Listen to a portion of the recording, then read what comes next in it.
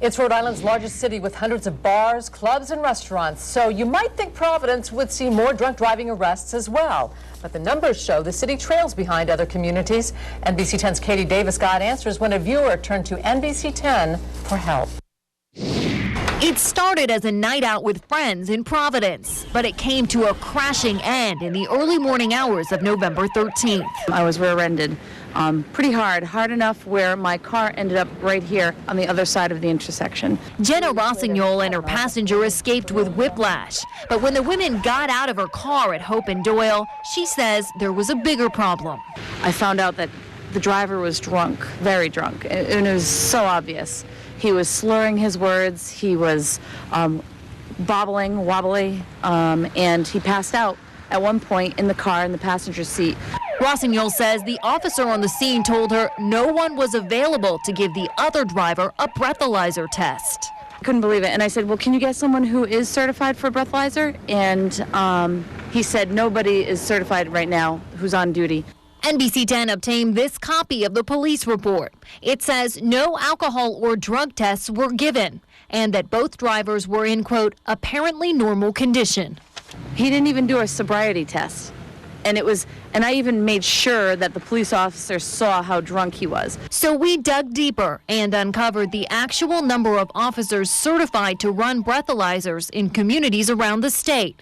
In Warwick, 119 officers are certified, or 73% of the force. Cranston, 95 officers, about 70%. Woonsocket, 53, about 58%. East Providence has 42 officers, about half of its department. Pawtucket, 65 officers, or 40%. And in the state's largest city, only 20 Providence officers are certified to run breathalyzer machines. With about 477 total officers, that's about 4% of the force. You can stop as many people as you want, but if you're not going to have people certified to actually do the testing, that's a problem. Gabrielle Abadi with Mothers Against Drunk Driving says her concern goes beyond breathalyzers to the number of convictions. In 2009, the most recent statewide data available, Providence took 85 drivers to court for DWI or refusing a breathalyzer. But smaller communities had much larger numbers. Woonsocket, 166, Coventry, 165. Middletown, 122, and Warwick, a whopping 371. That means for every driver sent to court from Providence for DWI or refusing a breathalyzer, there are 4 drivers from Warwick. I think that just says that they're not putting a spotlight on DUI. If you listen to law enforcement officers that are, in the other communities, they're arresting people that have come from Providence. So NBC 10 asked Providence police why there's a gap in the numbers. I'm not sure. It's a good question. We'll have to take a hard look. Colonel Dean Esserman says when he took over the department 8 years ago, violent crime was out of control, and he was forced to shut down the department's traffic division to deal with it. But it's never enough, because in a big city, you're pulled so many different ways.